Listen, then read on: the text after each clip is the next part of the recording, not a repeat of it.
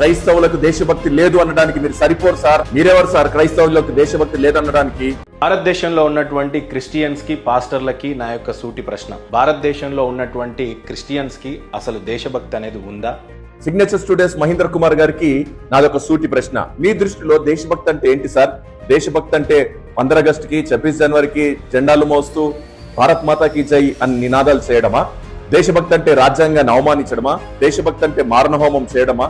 దేశభక్తి అంటే మతాల మధ్య చిచ్చు పెట్టడమా? ఏది మీ దృష్టిలో దేశభక్తి అంటే? దేశభక్తి అంటే కేవలం నినాదాలు చేయడం కాదండి.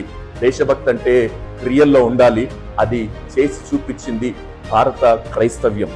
ఈ భారతదేశానికి క్రైస్తవులు ఎంతో చేశారు.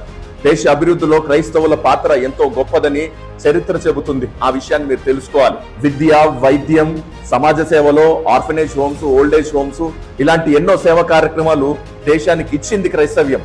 అంతేకాదు దేశ సరిహద్దుల్లో క్రైస్తవులు వారి ప్రాణాలను పోగొట్టుకున్నారు. స్వతంత్ర సమరయోధుల్లో క్రైస్తవులు కూడా ఉన్నారు. మీకు ఒక విషయం చెప్తాను వినండి. పాత 500 నోట్ కరెన్సీ నోట్లో వెనకాల గాంధీ తాతతో 11 మంది నడుస్తూ ఉంటారు. దండి మార్చ్ అంటారు దాన్ని. అందులో 4వ వ్యక్తి ఎవరో తెలుసా? క్రైస్తవుడు, ఒక క్రిస్టియన్ ప్రీస్ట్. ఆయన పేరు టైటస్ అని ఉంటది. కనుక స్వతంత్ర సమరయోధుల్లో కూడా క్రైస్తవులు ఉన్నారన్న విషయం గుర్తు చేసుకోవాలి. క్రైస్తవం ఎప్పుడు దేశానికి భారం కాదు. క్రైస్తవం ఎప్పుడు దేశానికి ఆశీర్వాదంగా ఉంది. ఈ దేశ జనాభాలో క్రైస్తవ జనాభా తక్కువ శాతమే అయినా ఈ దేశాన్ని కట్టే విషయంలో, దేశ అభివృద్ధిలో క్రైస్తవ్యం పోషించిన పాత్ర ఎంతో గొప్పది. ఎవరు చేయలేనంత కృషి క్రైస్తవులు చేశారన్న విషయం మీరు బాగా గుర్తించుకోవాలి. క్రైస్తవులకు దేశభక్తి లేదు అనడానికి మీరు సరిపోరు సార్. మీరెవరు సార్ క్రైస్తవులకు దేశభక్తి లేదనడానికి?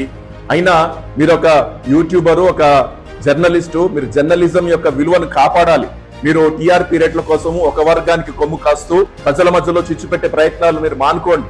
సమాజ శ్రేయస్సు కొరకు, సమాజ హితవు కోసము, దేశంలో ఐక్యత కోసం, సమానత్వం కోసం మీరు ప్రయాసపడాలి. అంతేగాని ఒక వర్గానికి కొమ్ము కాస్తూ మీరు పనిచేయడం సరికాదు. మీలాంటి వారు క్రైస్తవులకు దేశభక్తి లేదు అనడము సరికాదు. మీరు సరిపోరు కూడా. క్రైస్తవులం దేశాన్ని ప్రేమిస్తాం, దేశం కోసం ప్రయాసపడతాం, అవసరమైతే దేశం కోసం ప్రాణాలు ఇస్తాం. మా దేవుడు తర్వాత దేశమే మాకు ముఖ్యం. ఈ దేశం అందరిది. మేమందరం భారతీయులుగా మేము గర్విస్తున్నాము. దేశ అభివృద్ధిలో అందరి పాత్ర ఉంటుంది కనుక క్రైస్తవులు అనడం మానండి. దేశం కోసం ప్రయాసపడండి. God bless you.